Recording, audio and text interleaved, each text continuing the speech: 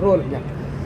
मुख्यमंत्री युवा कार्यपरिषदेच्या विद्यार्थ्यांच्या अनुषंगानं गेले अनेक दिवस आम्ही सातत्यपूर्वक महाराष्ट्रामध्ये वेगवेगळ्या जिल्ह्यामध्ये, वेगवेगळ्या तालुक्यामध्ये वेगवेगळ्या पद्धतीनं आंदोलन करत आलो आहोत. तब्बल 11 महिन्याचा कार्यकाळ संपल्यानंतर आताची परिस्थिती पाहता तत्कालीन मुख्यमंत्री एकनाथजी शिंदेसाहेबांनी खूप चांगली योजना महाराष्ट्रामध्ये लाडका भाऊ योजना व लाडकी बहीण योजना ह्या 2 योजना इतक्या सुंदर आणल्या गेल्या की महाराष्ट्रातल्या 1,34,000 विद्यार्थ्यांना हाताला काम भेटलं आणि आनंदमय वातावरणामध्ये सुखी जीवन जगू लागले. सुरुवातीला 6 महिने, नंतर 5 महिने असा 11 महिन्याचा कार्यकाळ संपला. त्यावेळेस आम्ही तत्कालीन मुख्यमंत्री व आताचे उपमुख्यमंत्री एकनाथ शिंदेसाहेबांची भेट घेतली, अनेक मंत्री महोदयांची भेट घेतली आणि त्यांनी सांगितले की याच्यावरती मी मार्ग काढतोय, तोडगा काढतोय. अनेक निवडणुकीमध्ये आश्वासन दिलं, जिल्हा परिषद निवडणुकीमध्ये आश्वासन दिलं, नगरपालिका निवडणुकीमध्ये आश्वासन दिलं, आमदारकीच्या निवडणुकीमध्ये आश्वासन दिलं.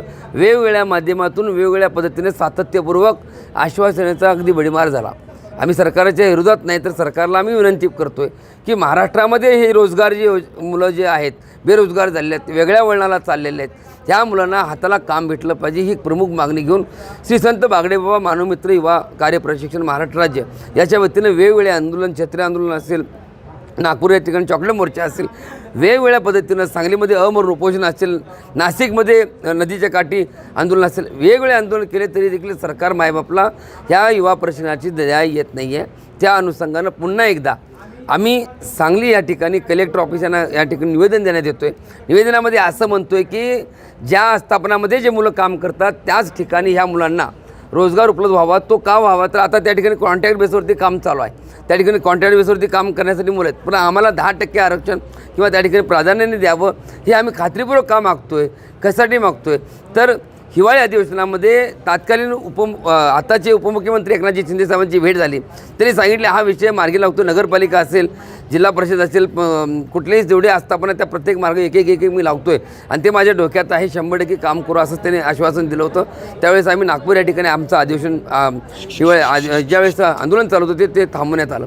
मला आपल्याला एक विनंती करायची आहे की ज्या पद्धतीनं आपण घोषणा केलेली आहे तेवढंच नाही तर तेवढ्यावरती त्या ठिकाणी लाठीचार्ज झाला. त्या युवा परिषदेत 25,000 मुलांच्यावरती त्या ठिकाणी लाठीचार्ज करण्यात आला.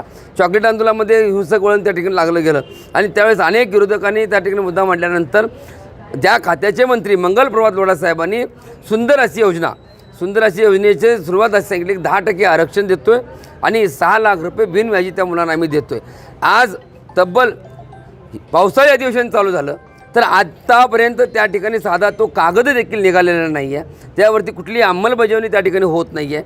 निस्तार जर घोषणा झाल्यानंतर एका पटलावरती एक विषय मांडल्यानंतर तो विषय आचारसंहितेला जर थांबत असेल तर मला सरकार मायबापने विनंती करायची आहे की जी घोषणा केलेली आहे ती घोषणा ज्या ठिकाणी आपण सांगितलं, आम्ही असं कधीच म्हणलेली मंडळी नसू देईल ना, पण ज्या ठिकाणी ज्या सभागृहामध्ये तुम्ही सांगितलं की 10% आरक्षण आणि 6 लाख रुपये देतो ते तरी तुम्ही करायला पाहिजे. ते देखील कुठं कागदावर दिसत नाही. ज्या आस्थापनामध्ये आयुक्त साहेबांना भेटल्यानंतर देखील आम्हाला असलं कुठलंही जार निघालेलं नाही, अशा पद्धतीची भूमिका त्या ठिकाणी दिसते. म्हणून माझी सरकार मायबाला विनंती आहे की सांगली जिल्ह्यामध्ये कलेक्टर ऑफिस सांगली जिल्ह्यामध्ये माननीय कलेक्टर साहेबांना विनंती करतो आहे की दवाखाना असेल, जिल्हा परिषद असेल, पोलीस डिपार्टमेंट असेल, वेगवेगळ्या आस्थापनामध्ये, नगरपालिका असेल, वेगवेगळ्या आस्थापनामध्ये पूर्ण राज्यामध्ये ज्या जिल्ह्यामध्ये काम करतात त्या मुलांना पहिला प्राधान्याने त्या ठिकाणी काम घ्यावं.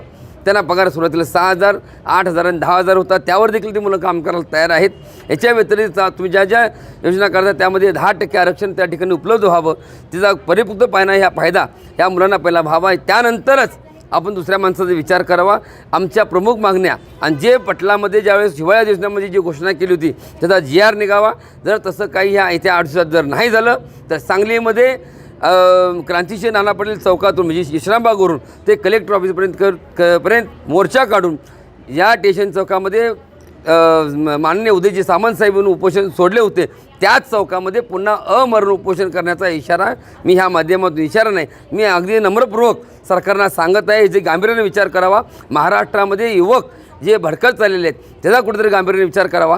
माणसातला देव बघावा म्हणून राष्ट्रीय संत गाडगेबाबांचा विचार डोळ्यासमोर ठेवून एक संत म्हणून मी आज हे काम करत आहे. मला आपण सरकारने सकारात्मक भूमिकेतून ह्या माध्यमातून ह्या युवकांना 100% आपण हक्काच्या भाकरीसाठी पूर्ण विचार करायला अशी अपेक्षा. जर नाही झालं तर पुन्हा एकदा सांगलीमध्ये अमरण उपोषण करण्यास मी बसणार आहे, याची कृपा नोंद घ्या. ओके.